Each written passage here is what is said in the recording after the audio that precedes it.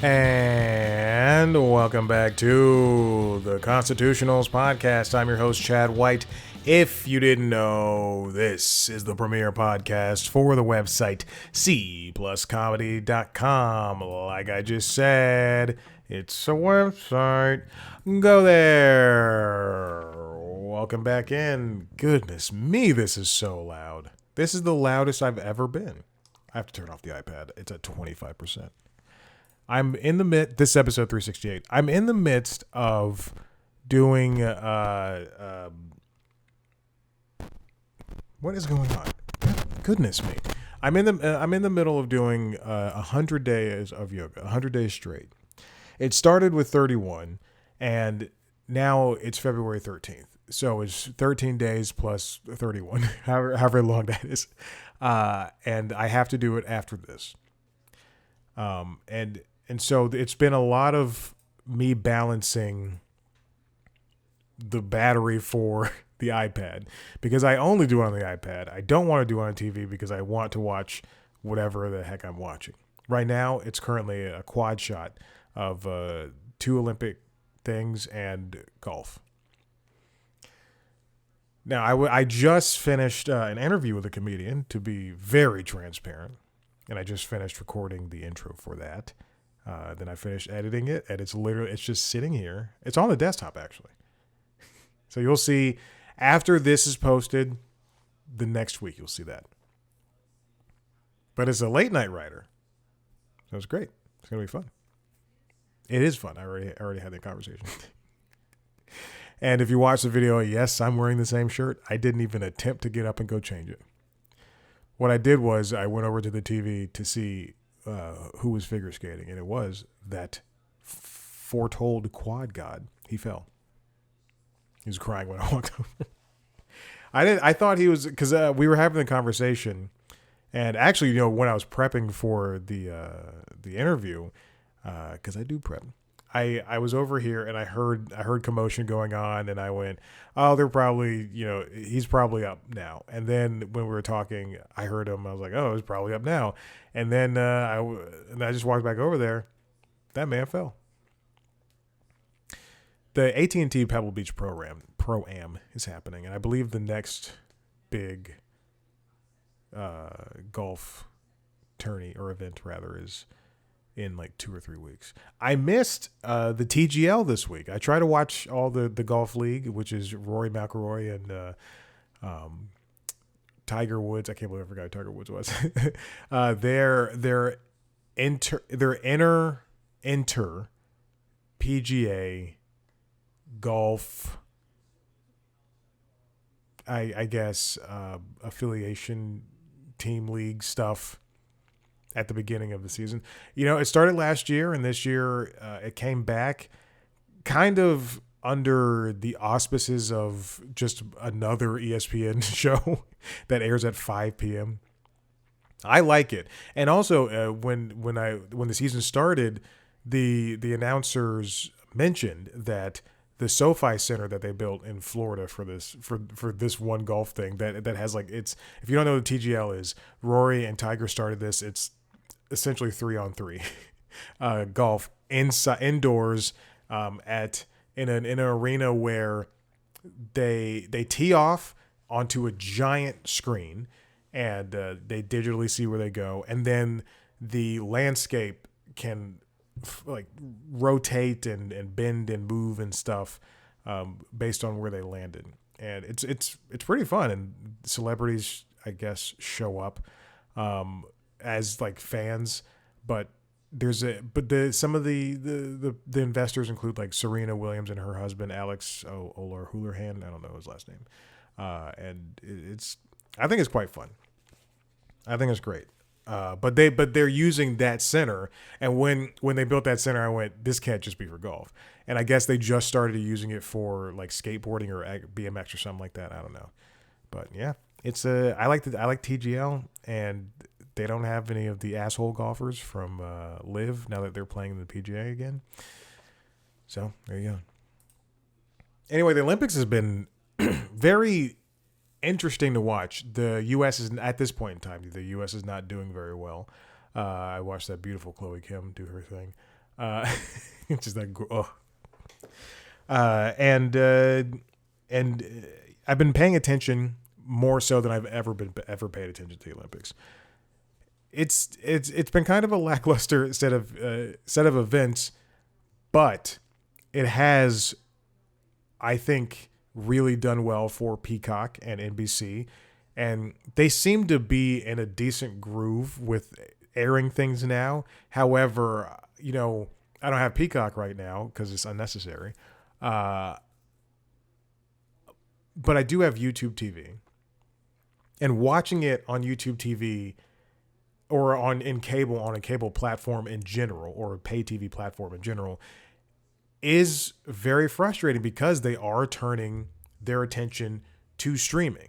So, USA is not playing anything else. I believe they're playing soccer games here and there in spurts, but they're not playing anything else except for the Olympic stuff. And then they also have, because NBC has NBA again. NBC has NBA again.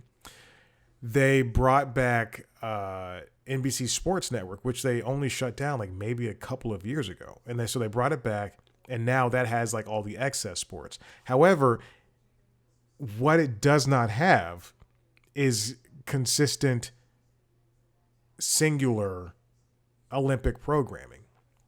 So the problem with that is they only air Gold Zone, and Gold Zone is basically what I'm doing right now with YouTube TV is just a quad shot or a tri shot or a superset, I guess, in gym terms, of whatever events are on at the moment. And they're choosing the sound for each one, so you can watch both, but they're choosing curling and luging, and it's just if they were smart, they would open, and I guess you could maybe not Peacock, maybe NBC Sports Network has more channels that you can bring to the forefront, because on YouTube TV you can hide channels. You can there are some other channels that you can bring out that are free and put them on your thing, but I don't know. I'm just not. It's fine.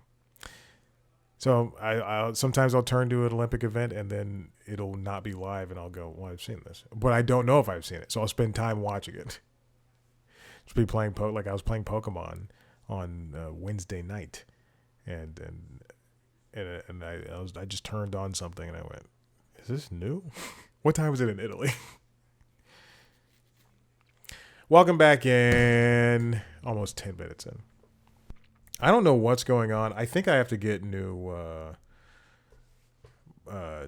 new cable. This is the same cable I've been using with this microphone and the Zoom H6 forever, and it's not a good cable. As soon as I say that, it starts leaking sound again. What else has been going on? I've been watching a lot of movies. I can't remember which ones. I just started Southland. That's what I wanted to talk about. This is a show that I think I discovered existed maybe within the last year, but it was not anywhere where I could find it. And Netflix just got it, I believe, at the top of this month. Southland is an excellent show. I knew I was going to like this show as soon as I saw the cast and what it was about. Southland is I would not say it's a procedural. It is as a show about cops in LA. And it has Kevin Alejandro and Michael Kudlitz and Regina King and Ben McKenzie and Tom Everett Scott, and it is great. This show came out in 2009 on NBC. They canceled it, and then TNT picked it up for the remainder of its run.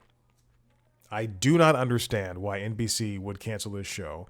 I get that it probably was expensive to make, but they would, without exaggeration, they would have killed for this show now. Like, because Southland is just so good. It is gritty in a way that you don't really see with some other shows that are in the same genre. It feels like The Sopranos. I like it a lot. Now I'm only in the first season, and it is, and I only started watching it on the treadmill and on the bike and on the rower. I do have a rower now. You see, is that the tall leg? If you're watching the video, but I have been watching it at home as I work out, and then when I go to the gym, I'm just thinking about Southland. It's great. It's fantastic. It has short seasons. I'm on episode 7 of the first season, so I'm on the season finale. And it does have it since it was made in 2009 or 2008, 2009. It does have the issues of the in between of technology. So it doesn't have, like, look at Law and Order SVU or Law and Order Vanilla. Look at the first couple of seasons and then look at the newer seasons. They would have to bring somebody to the station to say, hey, did you like to look at pictures of possible perps? Now they could just take an iPad. It's so funny. It's so funny. Or like they'd have to go find a phone to call to call back to the office or whatever. Or Elliot gets a page. I believe. Oh, and so in Southland, everybody's got a flip phone. And a lot of the characters have razor phones. It's so great. It's so great. I think it just takes you back to that time period. But I'm enjoying it. It does make me want to. Then since I don't have Peacock, this stinks. It does make me want to watch Homicide, because I watched a couple episodes and I think Homicide's great. And then I dropped Peacock and then I just forgot about Homicide. What else? I'll check out IMDb, because now I'm tracking everything on IMDb. I have to go to my lists, and then I have a 2026 watch list. I did watch Dante's Peak, and I liked it. Sue me. I enjoyed Dante's Peak. I watched Sacramento, the movie that is, I believe, written and directed by Michael Angarano. And he also stars in it. And it also features his wife, Maya Erskine, and Kristen Stewart, and Michael Cera.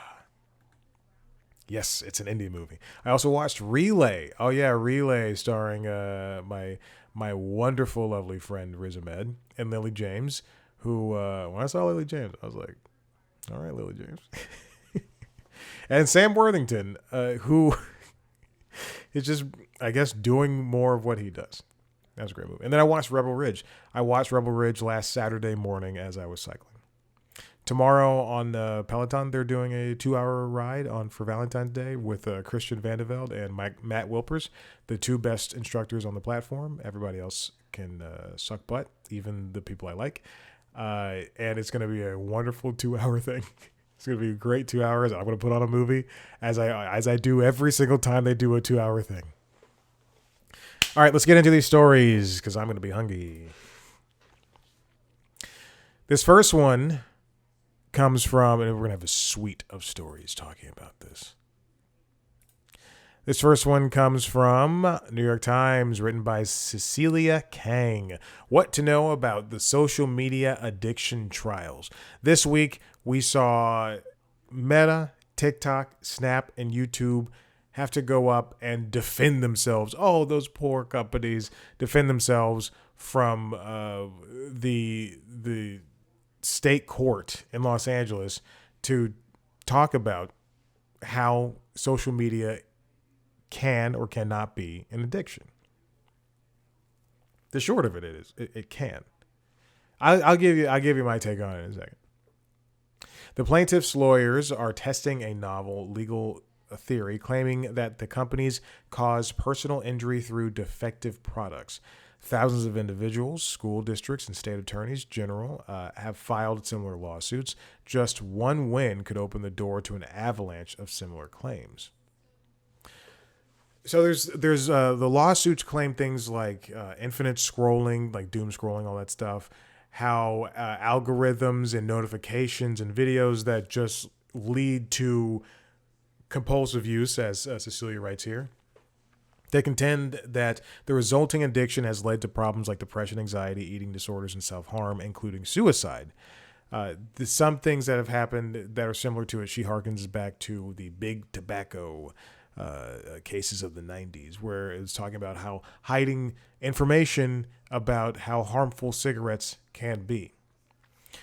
This is something that should be on the forefront. This is something that's near and dear, if near and dear to everybody, not just near and dear to me, but if you are, people are constantly online, and we see it, and the people have made careers out of it. I always bemoan influencers because of who they are and what they want to be and what they've helped usher into this world. And it is if anything, my take is that if anything can be considered addictive, if it hits the dopamine levels, the dopamine in the brain, and activates all that stuff, and all of that, then yeah, it can be addictive. If in the same way, people get addicted to alcohol or drugs or sex, whatever, what have you. It's all the same thing. So why not if obesity is a disease, then why can't social media also be an addiction? The first lawsuit is about a 20-year-old woman from California who, this is why it's in California Superior Court. They created a YouTube account at age 8, joined Instagram at 9, Musical.ly, which is now TikTok, at 10, Snapchat at 11. The lawsuit says that she claimed she became addicted to social media sites as a child and experienced anxiety, depression, and body image issues as a result. We see this time and again. We see that these companies, we see articles and news stories concerning this all the time, where young people, or just people in general, I'm not gonna put a gender on it, I'm not gonna put an age on it, or people in general see something online, they see that they're not living that life, or that they should be, or whatever, just like they see that they're not that, or that they have, on TikTok you see like, this is how you might have autism, and is your hand bigger than your face? They'll see things like that. Nothing should be trendy. Having autism or having cancer, none of that stuff should be trendy. And these social media platforms, especially something like TikTok with its algorithms, can make it so. Now the trial just started, and it should last 6 to 8 weeks. All the executives are going to be talking, and we're going to see more trials and cases come into effect soon enough. There's a second set of federal cases that'll go into trial in Oakland, California, at the U.S. District of Court of Northern California. In the series of cases, school districts and states plan to argue that social media is a public nuisance and that they have had to shoulder the cost of treating a generation of youth suffering from addictive social media use. There's another one that began Monday in New Mexico, where the state attorney general brought charges against Meta over allegations that the company could have caused harm with addictive technology and by facilitating child exploitation. Well, there you go. The companies have already come to defend themselves. This next one comes from PBS News. Instagram chief says he does not believe people can get clinically addicted to social media. Come on, PBS News. I believe this is provided by AP, so there's not going to be a writer on it. Adam Mosseri, the head of Meta's Instagram, testified Wednesday during a landmark social media trial in Los Angeles that he disagrees with the idea that people can be clinically addicted to social media platforms. Mosseri said it's important to differentiate between clinical addiction and what he called problematic use. The plaintiff's lawyer, however, which is KGM, presented quotes directly from Mosseri in a podcast interview a few years ago where he said the opposite, but he clarified that he was probably using the term, quote, too casually, as people tend to do. In the past couple of years, I believe Instagram has tried to age gate their system finally. And I think maybe Meta too, but I believe they started at 13. It's either 13 or 16. I'm not going to double check that. But again, that's even still too young. 13 is too young to be on social media. It's a crazy thing to see. And does that really help? Is that something that, it's kind of like looking at porn online. Are you over 18 to go onto this website? I am over 18. People have been saying that, for even before they're 18 is the whole thing. The whole this fucking whatever the fuck I'm saying. Mosseri tried to get very personal about it. He said someone, quote, very close to him has experienced serious clinical addiction, which is why he said he was being very careful with his words. He said he and his colleagues use the term, quote, problematic use to refer to, quote, someone spending more time on Instagram than they feel good about. And that definitely happens. I'm sure, we all know people who who are chronically online. I think that is the term that we use, chronically online.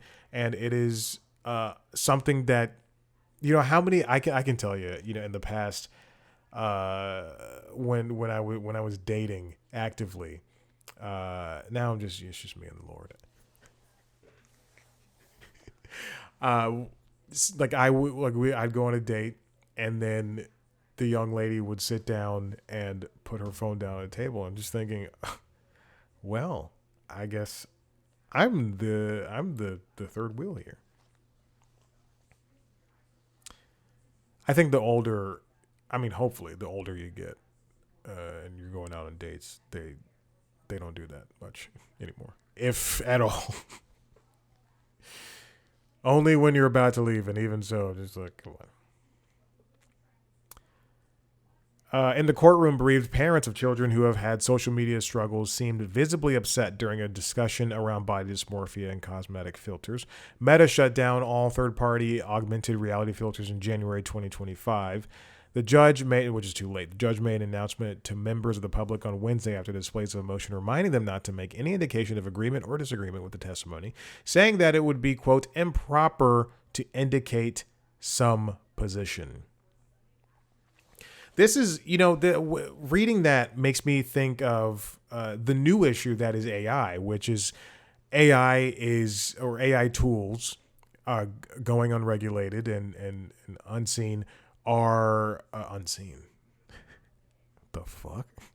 Are the ones that are now leading people to, but mostly children, I think, to suicide. If they say, hey, I'm thinking about killing myself, and AI tools just don't really do anything or have an alert. I don't know if this is true, but I maybe there's some sort of, hey, you've been scrolling for too long on Nintendo Switch. Isn't it Switch? On Nintendo platform, right? It's Nintendo platforms that have, hey, you've been playing the game for too long, right? Or maybe that's the Wii. Maybe I'm thinking back all the way back to the Wii where they're like, you've been playing this for too long.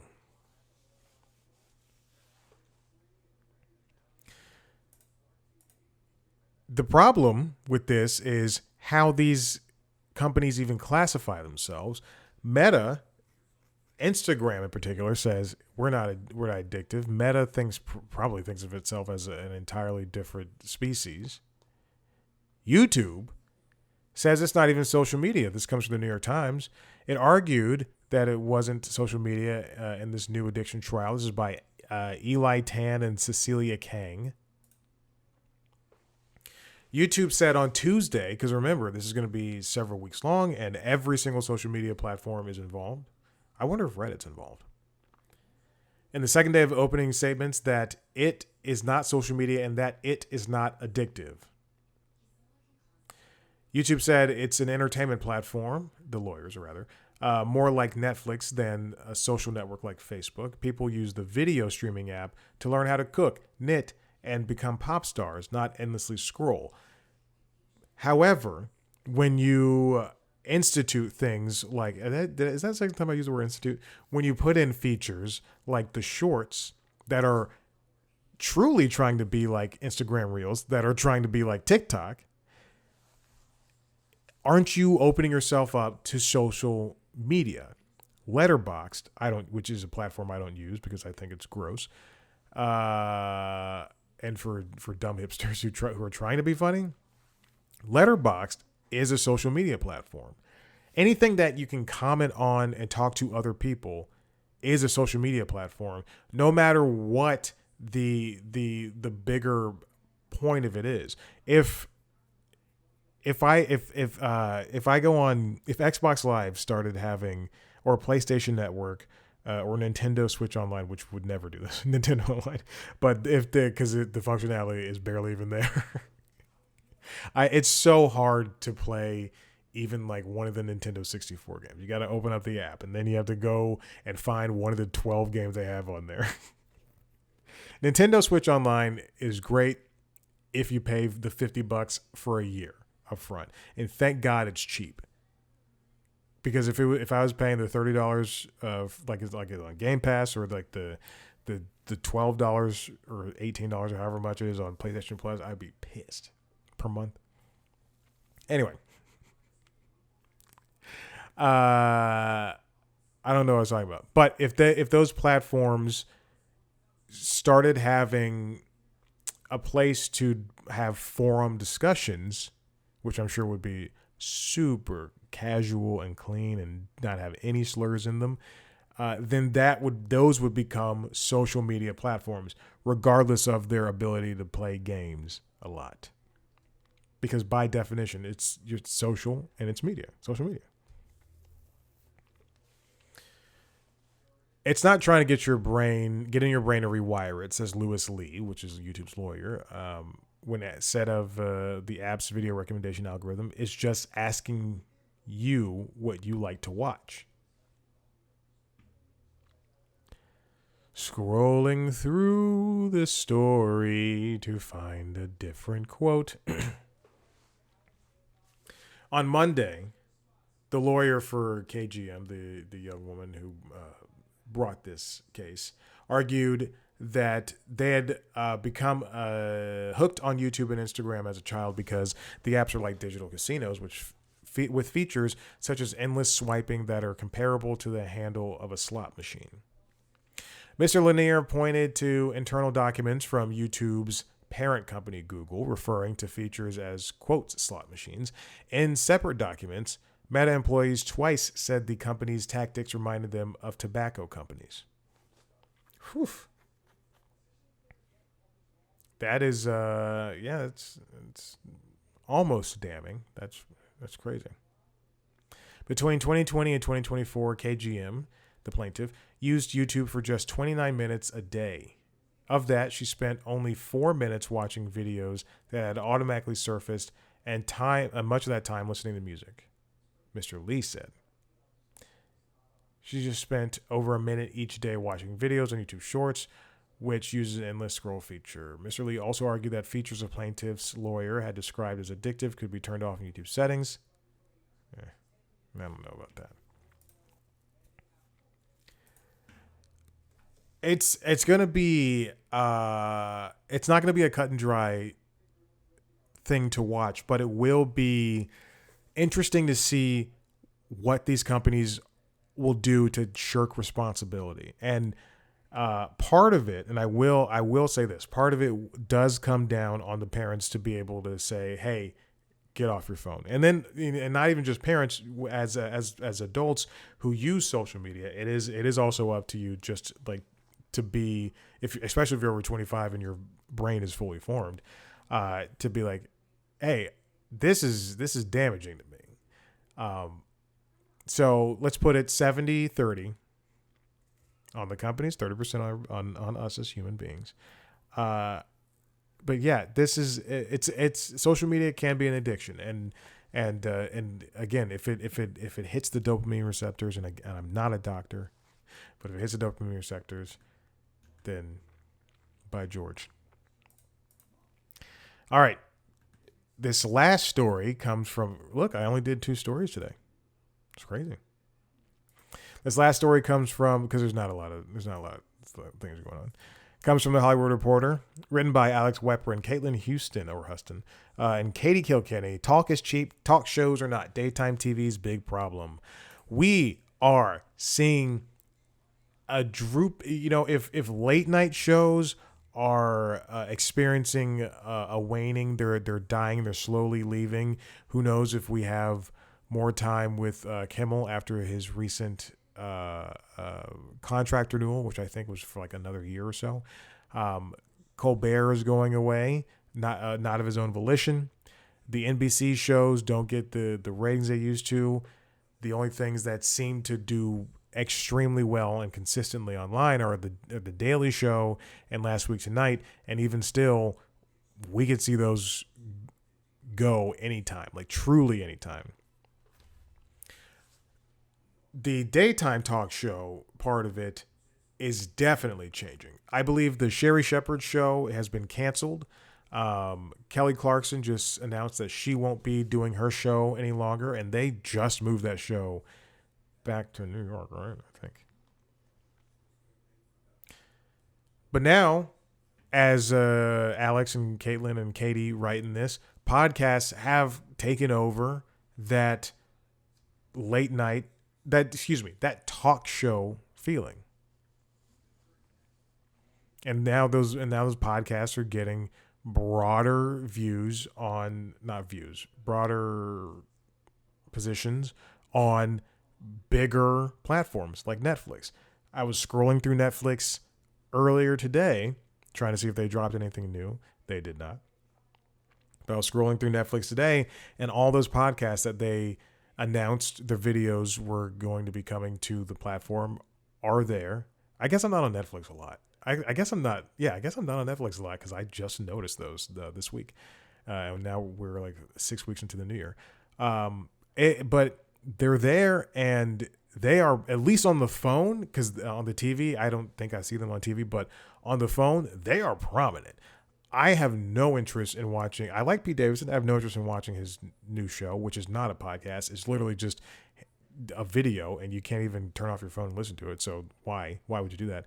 I have no interest in The Ringer, all that stuff. I have no interest in Call Her Daddy or New Heights, even though they're getting these big people. But this is what's popular. This is what's happening. And again, I've been doing this longer than any of the people that are currently doing it now, which sucks. The concern from network executives is a further erosion of cable viewership. The shift to low overhead shows on digital platforms also raises concerns for Hollywood unions, which are entwined in the TV talk show system but largely do not have a presence on major podcasting platforms.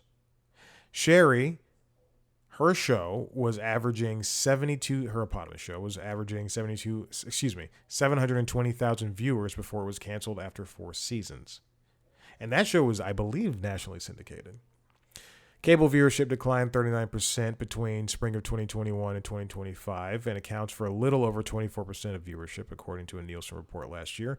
Meanwhile, since 2015, the total time spent on podcasts has grown 355% to 773 million hours a week per Edison Research. One thing I would like to note is that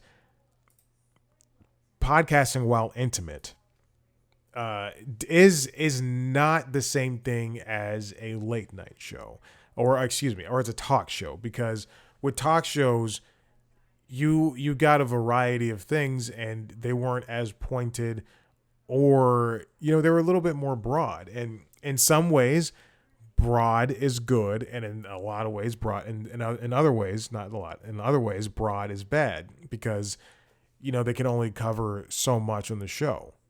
Like for Oprah's show, we only got to see glimpses of what Dr. Oz and Dr. Phil would be. And then when she brought those shows to, when she made those shows, then we truly were able to see that, oh, those are horrible monsters. And now we're with them. But I do want to say this. I know I've mentioned this before.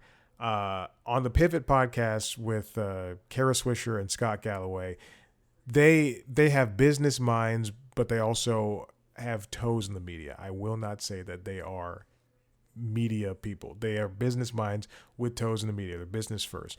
And they, when Kimmel was taken off the air for the FCC in quotes violations, whatever, and when Trump was attacking him prior to that, they were always talking. They were very nonchalant about he should just take his show and just do a podcast, and then and then fire all those other people and take his 12 best people and make a podcast.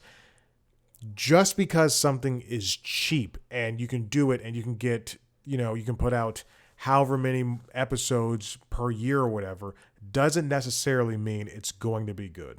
Look at Smartless, look at Call Her Daddy, look at New Heights, look at all those shows that are truly nothing. And I'm not saying that you can't get entertainment from that, because I'm excited for episode 800 of The Simpsons on Sunday. That's not what I'm saying. What I'm saying is there's a lot of people who rely on like what actual shows are. Like on Jimmy Kimmel Live, on any late night show, on any talk show, there's probably 40 to 70 people that work on it. I don't know why I just named just like a very broad swath of numbers. And to just say, make a podcast, like for a network to be like, hey, Jimmy, you're done doing this. Why don't you make a podcast in a couple of months? People can go find jobs or maybe even pivot if they're lucky into different things. But and yes, I understand Hollywood is different at this point in time. But Conan, while it is great that he brings back writers to write for the Oscars, those people are now just doing something else. Whether it's like you're Laurie Kilmartin and you're doing stand up and you're writing for another show, or you're hosting a podcast. I don't know who else would be hosting a podcast, but it's whatever. And it's just a shame to see. And as much as I don't like daytime TV, a daytime talk show like Kelly Clarkson's show, she brought her own flavor to it, and those karaoke's are great, and the audience seemed to be loved. Like this was her show, Kelly Clarkson's show, was a great replacement for Ellen's show. And Ellen's show, I think, between Oprah and Ellen's show, there weren't really shows that stood out, and a lot of shows were trying to capture the same magic that Oprah and Ellen had, but they couldn't. And Kelly Clarkson's show did. I would also say, I don't think anybody else. Never mind. It's just those three women. I don't think anybody else. I can't think of anybody else. Mostly because I don't know a lot of talk shows. Ricky Lake, maybe? A talk show producer says they are competing for bookings with some of the bigger podcasts as publicists weigh the audiences they are vying for with whatever product or project their clients are selling. I can say the same thing. Well, I'll say this. Whenever maybe a PR person reaches out and they offer me somebody big, and then I go, yeah, I would love to talk to that person. And then that person ends up either saying, like, oh, like this person doesn't do podcast appearances, but then they appear on, I don't know, another comedy podcast hosted by, yes, a comedian, a big comedian, whatever, somebody I like. Maybe it's, no, I'm not gonna say any names.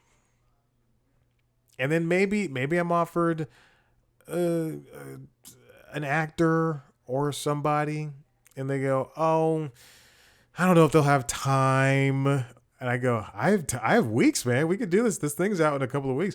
They don't know if they have time. And they do like 3 appearances.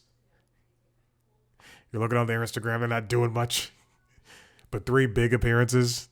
You couldn't sit down with me for 20, 30 minutes. A big piece here is that people come to the Tonight Show because of Jimmy Fallon. They know he's going to do something fun with them, and they know that they're going to make it look good, says Nick Dyer, supervising producer and head of digital at the Tonight Show. They've covered what Nick Dyer and his team do on digital before, and again, I think it's just fascinating what I think I've spoken about it, but it's so interesting to see what they do now ready to shoot TikToks and everything and be on the forefront of whatever's online, which is something I can't, like when like Kimmel, they're the first viral videos, like through late night. And do you remember when that girl was doing a headstand and then her parent walked in and she fell and I think like a fire started or something like that, and then Kimmel revealed like a week later that was them. It's crazy. And then I'm fucking Matt Damon. That was one of the first viral YouTube videos. Anyway, let's continue on with this. Bill Simmons says he's seen podcasts take share away from talk shows for the past 7 or 8 years, in part because many guests are more comfortable with the format. I don't know if that's true. Maybe they're more comfortable with you. And he knows because he had an HBO show called Any Given Wednesday. God, I remember that show. Oh, man, I remember that show. I think that was my first introduction to Bill Simmons. He said that show didn't work, but he was having celebrities tell him that it was more fun to do a podcast that was a long-form conversation than it was to go on a late-night show and talk for only 7 minutes. Which, yeah, I mean, Fallon and Kimmel and Colbert and Seth, they only have so much time. And even the Daily Show, they only have so much time to talk to people. But the Daily Show at least gets like 20 minutes or so. It feels like it's like 10 to 20, something like that. When John's hosting, I think it's 20. Now we're seeing these big stars pop up on shows like the Joe Rogan Experience. We saw Matt Damon and Ben Affleck go there, and definitely agree with some things. They agree with some things with Joe Rogan. Donald Trump was on Rogan, of course. Kamala Harris is on Alex Cooper's Call Her Daddy. Does that make you respect them though? I don't like Alex Cooper, and I never will. And you better believe when that documentary appeared on Hulu, I was like, why the fuck does this girl have a documentary? And yeah, I said girl. I'm a sexist. What in her life should denotes a documentary? TV is more interactive now, says YouTube CEO Neil Mohan. He wrote in a letter to creators on January 21st. It's interactive and includes things like shorts, which people do watch on TV, which is just I've watched maybe like 1 or 2 shorts on TV, and it's mostly just to check to see if C Plus Comedy's short has uploaded.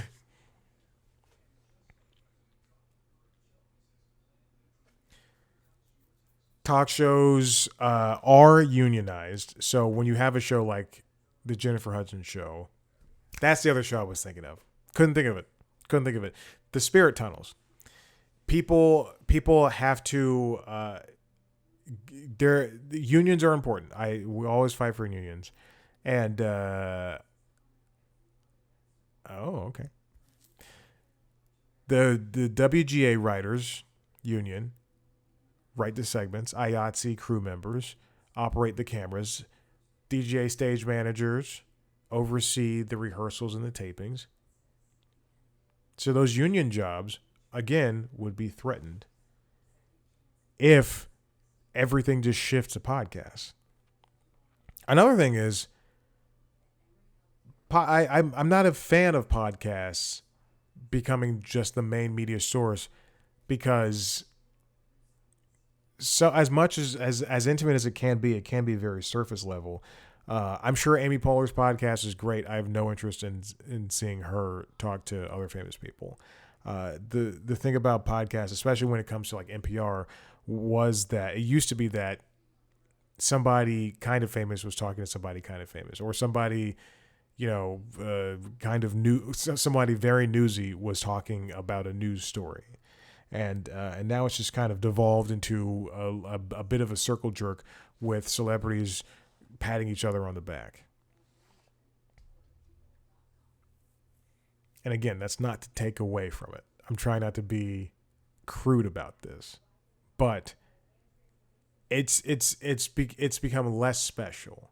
And seeing Conan and Amy Poehler and the Smartless guys, seeing all of them just gravitate toward this area and take jobs away from regular old folks like me, or even still, I don't want not everybody should be podcasting, but and I'm not even saying I should be doing this, but I've been doing it a long time, so it's fine.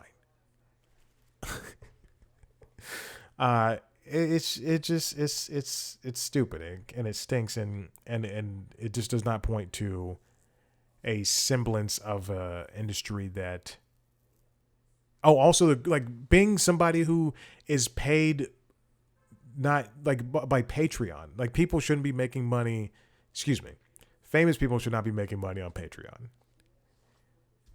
Patreon should be reserved for the regular folk who are then thrust into that world of being able to make money via Patreon or what have you. And also, not everything should be a video podcast. Do you think I want to do video? No, I do not want to. But I have to edit this by the time this ends. WGA West President Michelle Moroney also raised the issue of organizing YouTube shows, noting in a statement, quote, "We are sitting on a shrinking iceberg and must be willing to look beyond our current employers." TV viewing, which is ranked by distributor, has YouTube at 12%. This is in December. Disney at 10.7, Netflix at 9, and then it falls downward from there. Wow, Warner Brothers is below Paramount, NBC, Universal, and Fox. Ugh. Anyway, I hope this all changes in the future. Listen, if you like what you're hearing at website cpluscomedy.com, where you can see me talk to celebrities sometimes. I've got an interview coming out next week. After this, it'll pop up in this feed after this show in a couple of days. So be on the lookout for that. If you want to see a video version of this show, go to youtube.com/cpluscomedy, where you can see video versions of this show as well as the other podcasts, LinkedIn Logs, which is the Jaws podcast, and Late Night Lately, the Late Night Show, which is on hiatus. You can also see a video version of me talking to celebrities under the interviews. So there you go. Subscribe to those shows wherever you get your podcasts. Follow us on social media, Blue Sky, TikTok, Instagram, and YouTube at C Plus Comedy. Me on those platforms at Chad Black White. Thank you so much for listening. We'll see you next time. I'm out of here. Bye.